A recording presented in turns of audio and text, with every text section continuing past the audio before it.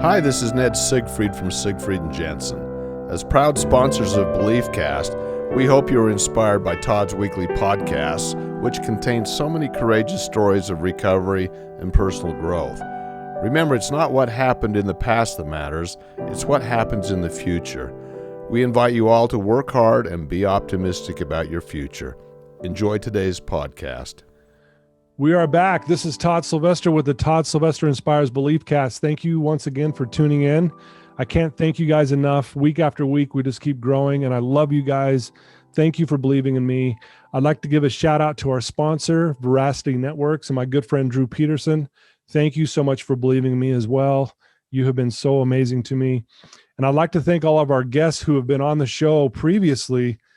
I mean, the vulnerability, the courage, the positivity, the challenges, everything has been so beautiful. I'm just so grateful for all of that. And we're going viral because of that and because of the amazing guests. And today is no difference. Today we are joined by Christy Jex. Christy, thank you for joining us today.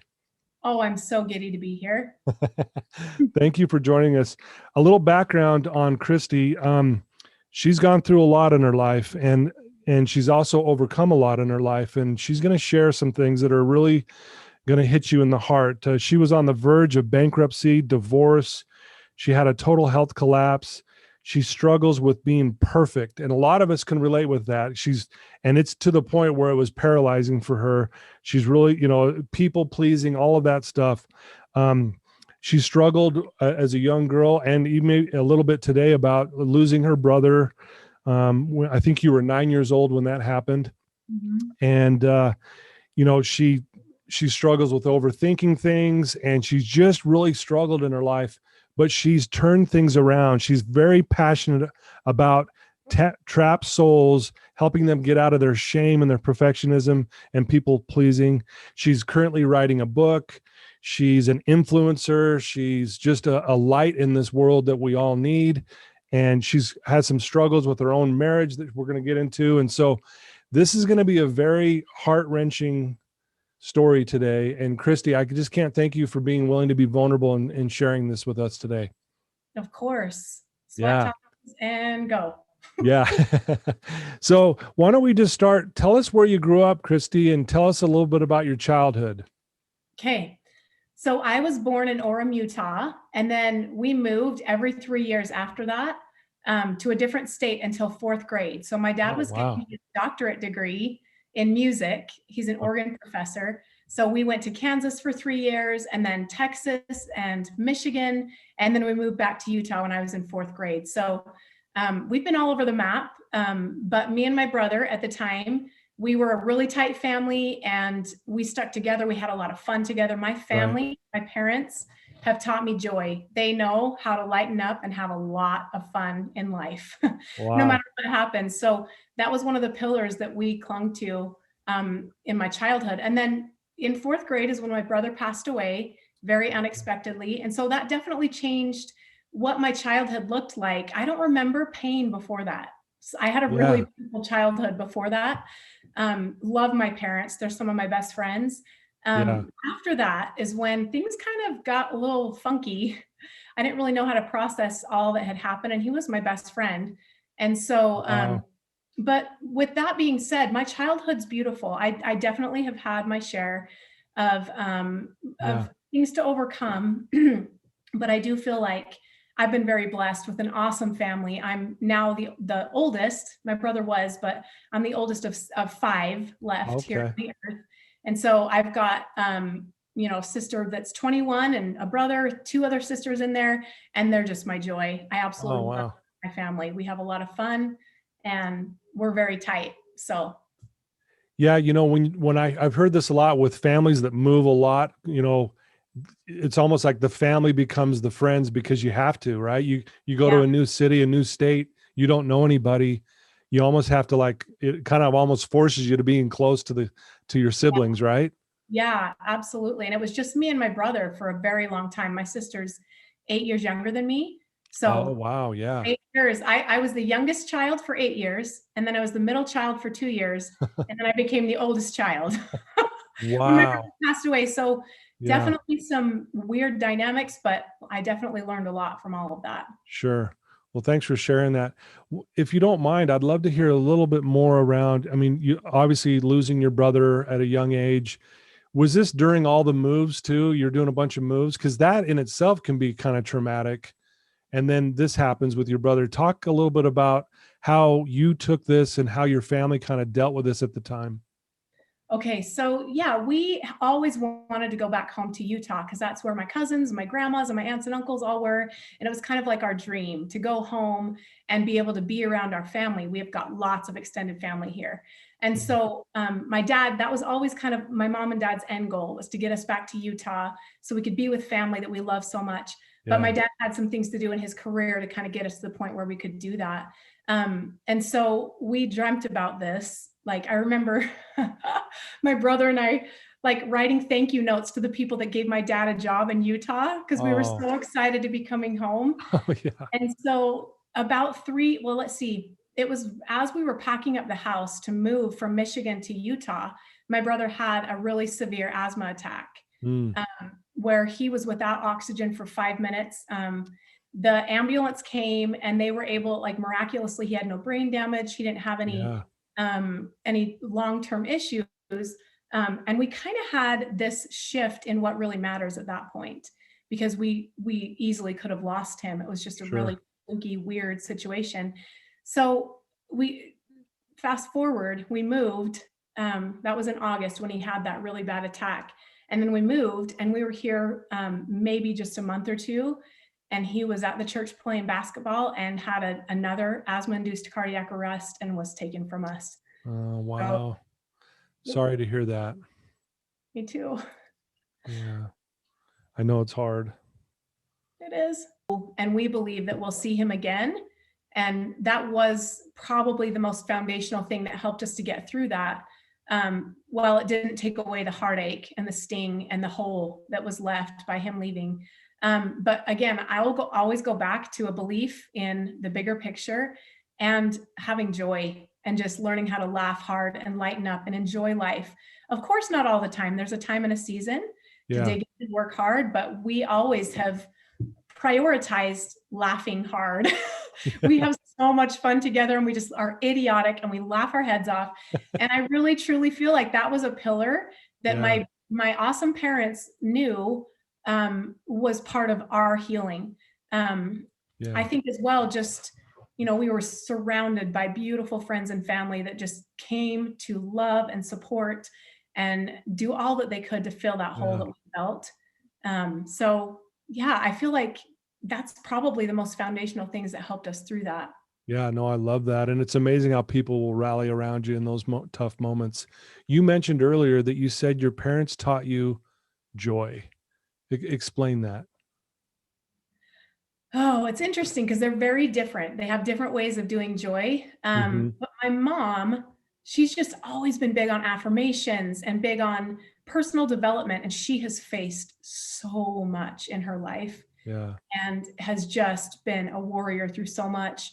And so she's had a lot of experience with personal development and just always striving and becoming the best version of yourself. And I mean, she used to have popsicle parties, she would say, where we'd get all my friends in the car and she'd be like, all right, we're going to the park. And she'd buy us just a massive thing of popsicles and say, the only rule is there can be no popsicles left at the end. So we're all just We gotta going go to town. crazy. Yeah. So she was just really good at making really small things really fun. And I know she just adored me and she adores her kids. My Right. dad is just straight up idiotic in the best way. He is so funny. He makes me laugh till I pee my pants. We watch funny movies together. We make something ridiculous out of small stuff. Uh-huh. Um, for example, there was this one time he went and took me to Mervin's back when Mervin's was around. Mervin's. Wow, that Mervin's. dates it, right? So he went to help me get some underwear. I needed some new underwear.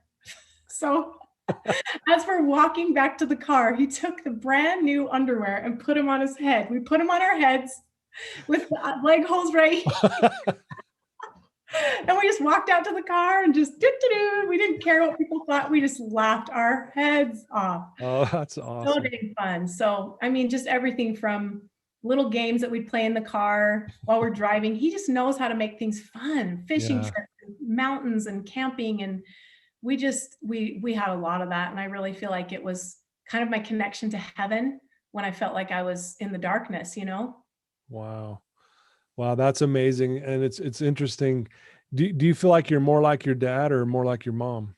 Ooh, I think I'm a good blend of both, Good really. blend of both. Okay. My mom's a lover and a feeler, and my dad's like a get things done, but hilarious. Like, I really think I'm a good blend of both. Yeah, that's great. No, I've noticed that you're kind of a goofball on some of the things that you post, and Yes. so that's why I asked the question. I'm like, oh, you are kind of like your dad, putting underwear on your head and walking around the house and whatever. That's great. Yeah. Oh, you gotta laugh. I just have to laugh, or else Yeah. I want to check out, right? Yeah, right. Well, let's jump ahead a little bit here, and I want to talk about you've gone through some really tough times in your life, and you know, to the point where you're on the verge of bankruptcy, divorce, stuff, total health collapse, and then this overwhelming perfectionism that you've struggled with, and you've even mentioned it. You still struggle with it today, even. And why don't you just kind of take us on that journey and just tell us your story around that? Okay. So I didn't know this at the time, but when my brother passed away, I made some decisions with my limited perception. Like one of my dear friends and coaches, Preston Pugmire, says it best. Children are excellent observers and horrible perception. Like, we're horrible with perception, but really good at observing. So Yeah. I looked around when I was a little dolly, 9 years old. My brother was gone. My heart was broken. Everybody's hearts were broken because Andy was such a light and joy, and he was my best friend, my caretaker. He was my big brother. Yeah, for sure. Yeah.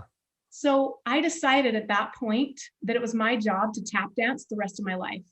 Like, let's smile on my right. Like, I needed to help make everyone happy because everybody was heartbroken. I decided that it was my job to make everybody happy, that I didn't get to heal from it because I just had to get busy helping everybody feel better. My parents never told me that. That wasn't something that I was taught. Right. It was my perception and what I decided with my limited understanding at the time. And so that turned into some really, really toxic people pleasing. Yeah. And then I developed some OCD tendencies. I would count my steps. I would clean and organize like all night long. I sucked my thumb till 7th grade. I didn't know it, but I was dealing with tremendous anxiety and trauma. Okay. Yeah. But I did turn to things like gymnastics. I was a really avid gymnast and a competitive gymnast. Okay. I had myself really busy. So I was always the girl in every little thing, and kind of didn't want to stop to process what had really happened. So into my marriage, I married a wonderful man who has a heart of gold. Yeah. And we love each other, and we see each other. And he had struggled. This has all taken years to come out, but it ended up that he had some addictions and some struggles there that we didn't know. He didn't even know about at the time. And they just continued to develop as we kind of the years went by, and these things kept developing. And we developed some codependent patterns of like, how do I feel? Let me put my hand on my husband's head to see how my temperature is. And he's like, how do I feel? Let me put my hand on Christy's head to see how she feels. Right. So it turned into some health problems because all of this unhealed trauma, it doesn't stay quiet. Right. It's going to be made known. So I was diagnosed with an autoimmune condition. I started to feel like my energy was done. Like I just wasn't my happy Christy self physically. And then I started to deal with more depression and anxiety that I couldn't just busy away, right? I was having kids. My body was just going through all these changes. And my marriage kind of progressively, we always worked on it and loved each other and tried again, but we didn't know how to deal with it.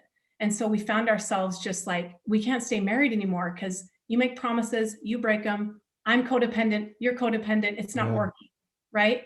Yeah. And so, and that stuff doesn't like, it's not a secret to our finances. When that kind of stuff's happening, the finances are always affected. It's a trickle down effect. For sure. Yeah. Right.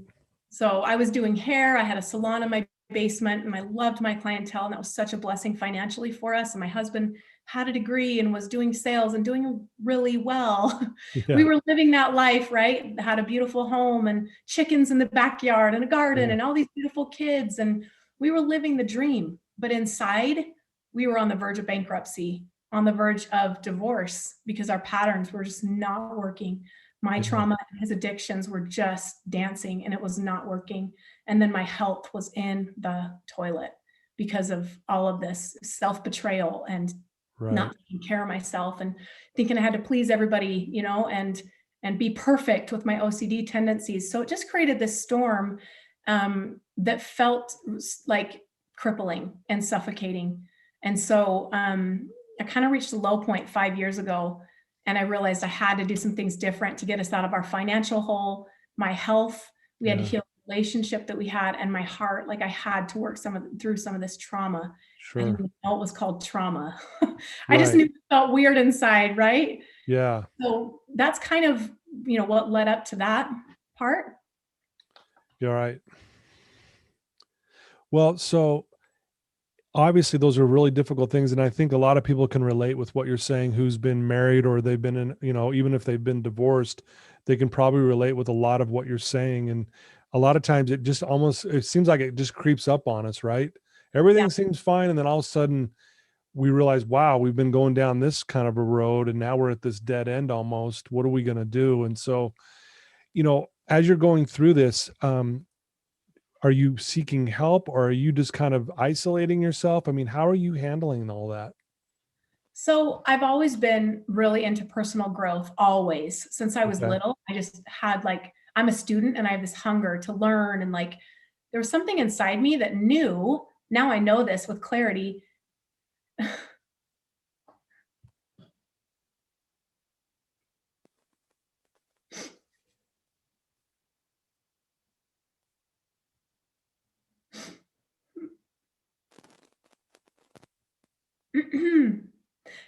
Something inside me knew that there was more. Yeah. And I was hungry to learn about how I could create more. Because I know I'm a daughter of God, and I'm meant for abundance and peace and joy and service and outward focus. Yeah. But I found myself trapped by things that I didn't know how to get out of. So it was the baby steps. It was a class that I would take, and I'd get one little thing, and I'm always taking notes and I'm always writing. And then it was, you know, I'd be at church and hear something. I'd listen to a good podcast. I'd have a download during a workout, and I would take some action on just those baby steps. We did have some counseling, but to be really honest, some of it at that time was premature. We had so much more to work on than just our marriage. Right. So Yeah. it felt like we needed to do some individual trauma healing separately so that we could be strong enough to come together and work on that.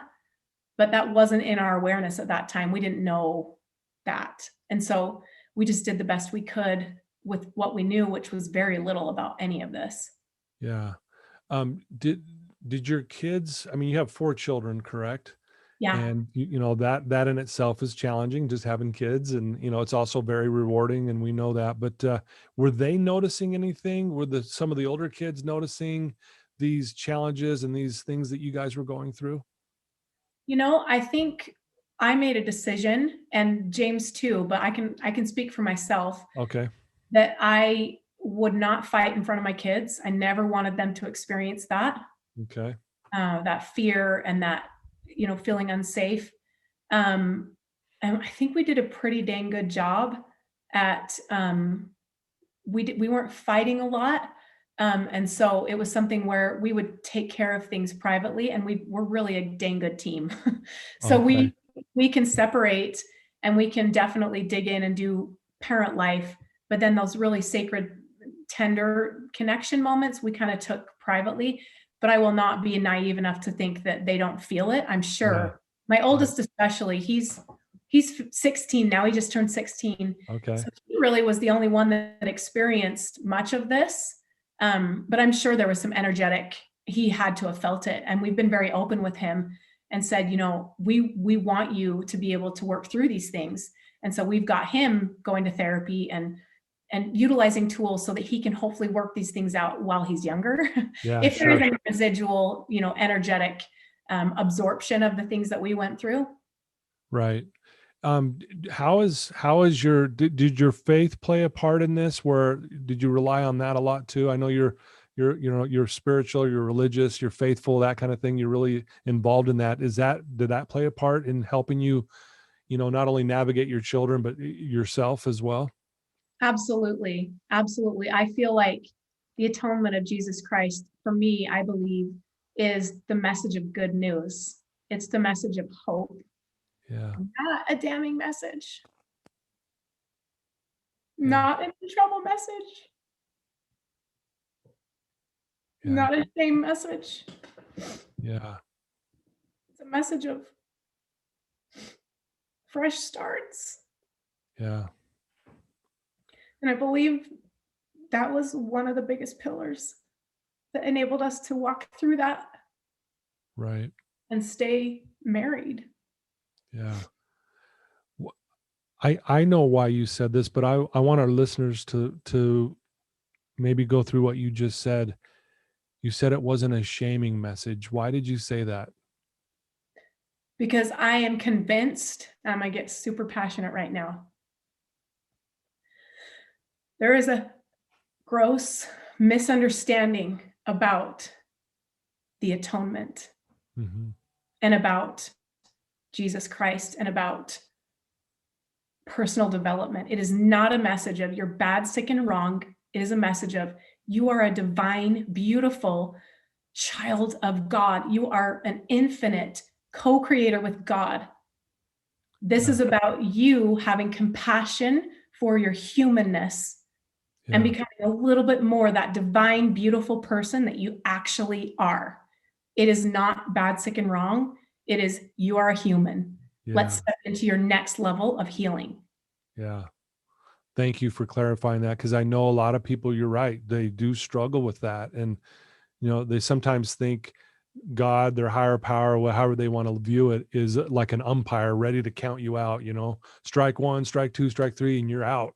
Sorry, it's over, Whereas I'm so glad you said that, Christy, because that was powerful. I really felt that. And I agree with you. I think we need to realize that it's not a shaming message. It's a loving, caring, compassionate, welcoming, come towards me message. And so thank you for sharing that part of it. Absolutely. I've recently been really getting in touch with that, and I have some strong emotions about it. Yeah. It's good. Yeah. It's good. Yes, I can feel your passion. I can feel your emotion. So thank you. I know. So let's talk a little bit about this perfectionism and people pleasing. This is something you talk a lot about. You're now helping people, and we'll get to that in a minute, but talk about how this has been something that's even paralyzed you at times, and just describe that and what this looks like so our listeners can understand, why this has been so challenging for you. Okay, so perfectionism, I used to think it was like, oh, good, I strive, I'm driven, right? I have a desire to be all that I can be. I never saw the ugly side of it until my adult years, honestly. And I remember one situation in particular. I was coming home from Zion. We'd had a beautiful experience hiking in the Narrows, and it was so rejuvenating and just like centering and aligning. And I felt so good and in flow. And then we were driving home, and I literally started to feel my heart pound. And I was like, oh no, I have to go back to my life. And then I stopped for a minute and I was like, wait a minute. Why am I feeling anxiety about going back to my life? I have a beautiful life. Yeah.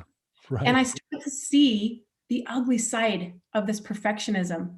I started to see how dang hard on myself I was, and how I expected to be everything to everyone, and how I just wanted to make everybody happy and didn't take care of myself because I was a kind of a martyr. Like, no, I'm just gonna, give everything I have. And it was not working. But it was that moment when I had some awareness about, this isn't beautiful. There's some good things that come from being driven, no doubt. But inside my heart, this perfectionism was suffocating and soul damning. And it was causing eye twitches and my autoimmune condition and pounding heart and cloudy head and just feeling completely incapable to show up to the life that I wanted because I had made it just ridiculous and inachievable, like what's the word? Not attainable. Not attainable. Yeah. My standard, I remember my husband just grabbing my cheeks and going, honey, you got to stop. You're trying to be too much to everyone and being perfect. And it's not sustainable. It's not a reality. And you're just killing yourself. Right. So the people pleasing part, I did hair. And so my job was to make people feel super thrilled about how they looked, right? Yeah, right. Yeah. And so it definitely was kind of woven into this way of being that I was in, of just when I would please someone, I literally felt like that was my worth. That was my worth as a human. Right. If I was making people happy around me. And the adverse was also true. If I wasn't saying yes, this is going to be true for a lot of the mamas out there.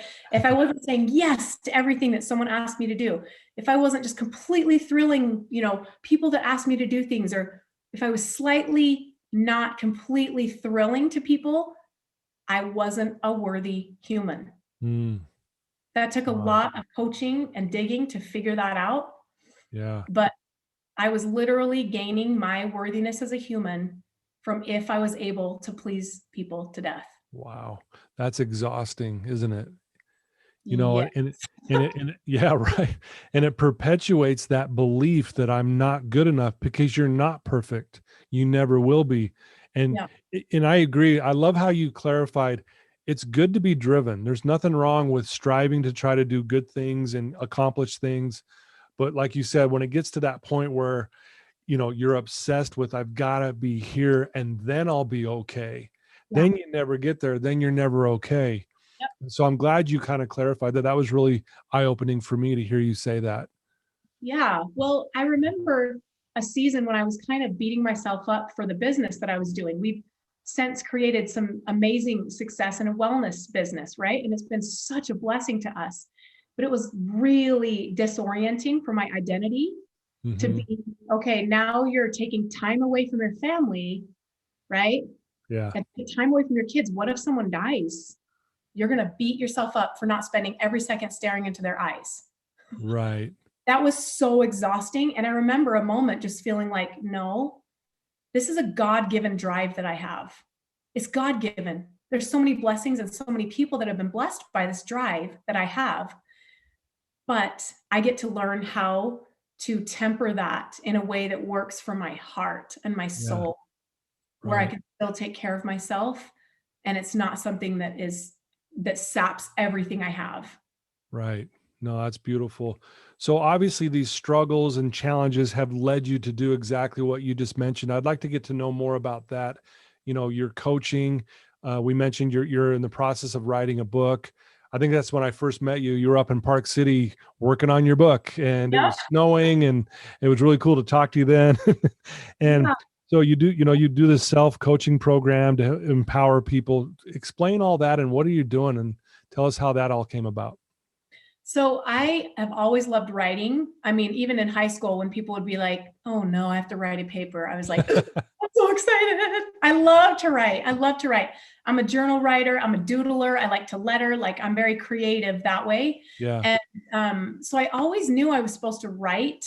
I just didn't know what it looked like. And to be really honest, Todd, like, I'm still in the middle of figuring out exactly what it looks like. Yeah. I'm taking imperfect action and just doing it, right? So I've written out a lot of it, but I have these concepts. There's 8 concepts. I'm not going to say that it's just going to be 8, but I've narrowed down 8 that I have learned and I'm not perfect at. That's the biggest part of this. Is I used to think I had to be perfect at it to speak with any sort of authority. Right. So I wasn't talking about it.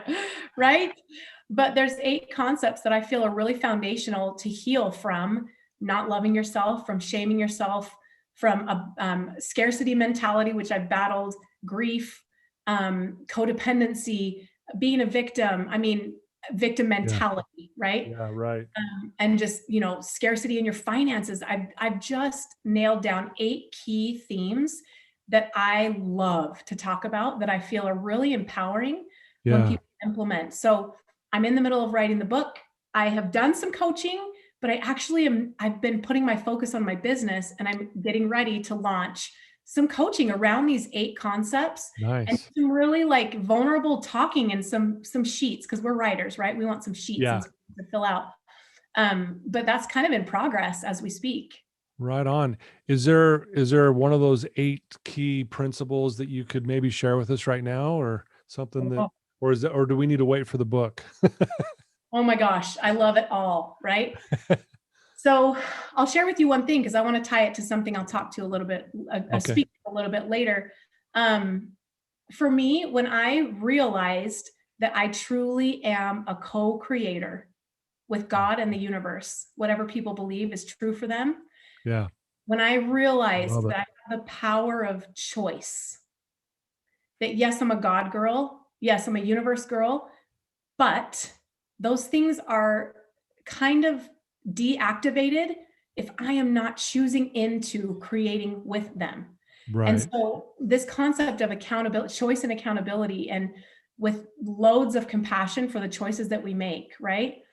And learning that our focus, what we focus on with our thoughts, with our feelings, with our words, those things, when we really understand that that is what's creating the results that we're currently experiencing. Yeah. And we take full accountability for that. No more blaming, no more excuses, no more, I'm a victim to the situation, but we truly take accountability for whatever part we played in creating those results.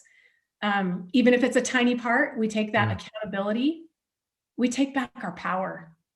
And if we had a tiny part in creating it, then we have a way to create something different. Right. That is in alignment with our greatest good and with our, what we really do want to create. So I get butterflies talking about choice. Yeah. It's kind of like law of manifestation, but sure, it's a little different. There has to be loads of compassion, or else people just go, I'm going to beat myself up if I take accountability. So it's kind of this formula that is pretty empowering. Do you want me to share this really quick? It's sure, please. Please. No, you're great. This is awesome. So there's a tool, and there's not a fun, I really, really need to find a fun little acronym for this, but there isn't one. So here it is. Ready, fire, aim. It's FTTF-CIA. FTTF-CIA. And basically it is that what we focus on expands. Right. So it's this message of creation, of co-creation. Sure. So the F, that first F, is focus. People, that's so nebulous. It seems so big and so broad, but this kind of narrows it to help people to start to self-coach. Yeah. They can start to be a conscious creator, right? That first F is focus. So what we focus on expands. What's your focus? Well, what you're talking about, that's the second T, or the first T. What you're thinking about and what you're feeling about. So FTTF. Gotcha. At any given moment, you want to say, well, where is my focus? Oh, it's on this. Well, is it really? What am I talking about? Thinking about, and what am I feeling about? That's going to reveal your focus. Yeah. Right. Love it. And then the C is compassion, because that awareness is powerful, but it must be followed with lots of compassion. Of course you felt that way. Of course that's where your focus is. That's your old story. It's okay. Yeah. Right? But that's the compassion. And then the I is intentional. It's not about good vibes only. No, that's not realistic, right? Sure. It's about intentional, being intentional with your focus. So if someone passes away and you're grieving, of course you need to grieve. Right. It's not good vibes only. That's being intentional. I right now am focusing on feeling this emotion so that I can move it through me, right? So you're being intentional with what you want to create so you can harness those things to be a powerful co-creator. And then the A is action. So even the tiniest little bit of action, you've got that clarity of where your awareness is, compassion, intentional about what you want to create. And then you move that into the teeniest bit of action, like immediately. So if someone has a goal of wanting to move more, they do those steps, they self-coach, and they realize, ooh, I want to move more, right? And then stand up and do 5 jumping jacks right then. Like something just to move that from here and here into the physical reality. Yeah. to move it into creation. So that's a tool that I love, that I'm going to talk a lot about this kind of stuff with my coaching in my book. Nice. I love that. That was powerful. And I couldn't agree more. You know, it reminds me too, I'll tell my clients all the time, what you focus on increases, right? Mm-hmm. You know, or expands or magnifies, all of that. And it's so true. And I do believe that choice is the ultimate power. And I think we take it for granted. I think that's what makes us powerful human beings. You know, we can be powerful in a negative way, or we can be powerful in a positive way. We get to choose that. And that's the beauty of it. So you're speaking my language there, and I love it. Yes. And I'm excited for this book. Do you know the name of the book yet by chance, or is that something you're holding on to? I'm like that. Talk about perfectionism in action. Right. I'm like, I don't have a title, so I can't write it. And I was like, screw that. I'm just going to start writing and it will come, right? Yeah, Something it'll come. about like a return to who you really are, owning your choice. I mean, it'll be good when you're working on it. Yeah, I'm sure it'll come. Yeah, and that's the beauty of it. It'll hit you, and you'll know when it's right, and that's great. So you're doing this coaching, you're writing this book. Is there anything else that you're working on that you could share with us that's maybe coming out in the future, or something else that you have in mind? Oh gosh, I have a vision. Okay. Rubbing my hands together as we speak. I got a vision. So I'm a jewelry girl. I usually have like jewelry, right? Right. Okay. And it all has meaning. It all has a reminder, because the things that we focus on expand. So if there's something on my wrist that has a new story attachment to it, of something that I'm working on stepping into, like some sort of version of me that I see in the future, if there's some meaning around it, well, then that's going to assist us and support us in creating that reality. So I want to have a jewelry line that's like all about, I know there's lots of things out there. I have a necklace right now that has meaning, and there's lots of cool stuff, but the vision is to have events. I've done some events in the past, but not like fully encompassing all these things that I'm talking about. I want to do events where people can come and get clarity on their old stories, get clarity on their new exceptional life vision, and then just simply remove the drama and get clarity on those things so they can create it, right? Okay. Yeah. So events like that, so people can have the jewelry and the reminders and maybe journals and, the workbook that I'm creating, and then a coaching that's once a week to just like support people on this process. So I have that vision, and we're just one baby stepping at a time. No, I love it. That sounds exciting. And what's cool is one of the things that I'm always reminded of is how life happens for us. You've been through so much, but it's interesting how, because you've gone through all of that, look what you get to do now. And you wouldn't be in a position to do these things, or even writing this book and this coaching stuff that you're doing, and these 8 powerful principles that you're going to be preaching. How could you ever even do that had you not gone through what you've been through? Amen, Todd. Amen. And so I just think, as hard as that is, I always say this: adversity is your wake-up call to your greatness. It was waking you up all along the way. And even going back and, as hard as it is losing your brother, and I would imagine your brother right now is very, very proud of you. Thank you. I'm making her cry. Sorry. Thank you. I know it is too. Yeah.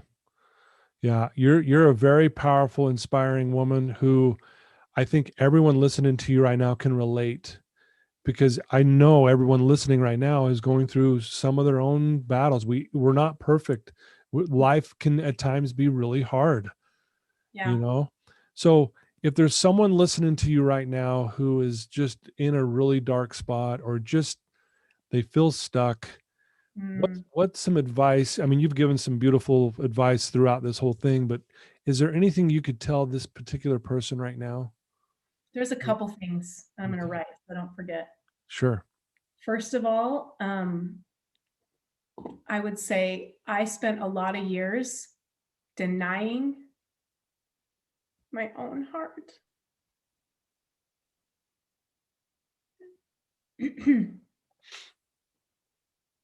Feeling some strong feels and not allowing myself to feel it. Thinking I had to have good vibes only. Ooh, can you see I don't? Ugh. Or God, just be positive and just, Yeah. that is not the message that someone that's in a pit needs to hear. Right. Someone that is struggling and that's feeling the darkness surrounding and feels like they can't get out of bed needs to hear, I see you. Yeah. I feel you. I'm breathing with you. Feel what you feel. Listen to that. Yeah. If you need to get help, I have a trauma specialist that I work with. I have a coach. I'm pulling out all the stops to get resources, right? We Sure. all deserve that support. Yeah. But that person that's feeling stuck doesn't need another thing. They need to give themselves permission to feel what they're feeling. Yeah. Of course you're feeling that. Of course you are. Right? Now, once you're done feeling all those feels, take some breaths and say, what if I knew what my next baby step was? Just one teeny baby step. And then one baby step to the next. Yeah. The third thing I would say, and this is quite the different energy, but Todd, here's what I want you to do. Are you ready? Yeah, I'm ready. Put your hand like this. So if you're listening, I want you to put your hand up, like you're raising your hand with your hands together. Now I want you to put it on your back, middle back. And then I want you to just slide your hand down, keep sliding until you feel a crack. Todd. Okay, I'm feeling my crack right now. There it is. So the point is, dude, we're in this freaking thing together. If you have a crack, you're a human. Right. And if you're a human, you're going to have dark days. You're going to have awesome days. You're going to have days that suck and you want to not get out of bed. You're going to have days where you're on a mountaintop. It's part of the human experience. So even all the religious debates and the political and all the debates, at the end of the day, all of us have butt cracks and we're all humans. No one is exempt from the human condition of making mistakes, feeling strong feels. We're here to learn, right? Right. So my last thing I would say is we are in this together. Yeah. We all have been through the swamp. We've all had experiences where we felt the darkness. And just knowing that I'm breathing. Every single person on this show right now, I'm breathing with you. And sometimes we don't need to fix it.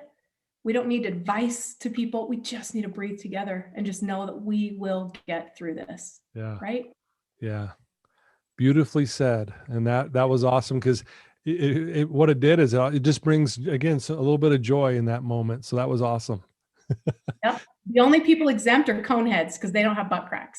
Okay. I've got a question for you before we wrap this up. What do you love about you most, Christy? I love my ability to love people. Yeah. I truly feel that I have been given a gift. I get to see people, just a glimpse of how their creator sees them. Mm-hmm. And that's one of my greatest joys because, man, everyone's beautiful. Yeah. Everyone's beautiful. And I have an eye for beauty. I've been told, not just the physical dimension, but of the spiritual dimension, the beauty of the soul. And I'm so grateful to have those eyes and to be able to see people in their absolute truth, which is their divine, beautiful, exceptional version. Right. Like a glimpse of that. And it's just such a joy to me. Well, that truly is a gift. And there's a lot to love about you, Christy. And I don't know. I'm inspired listening to you today.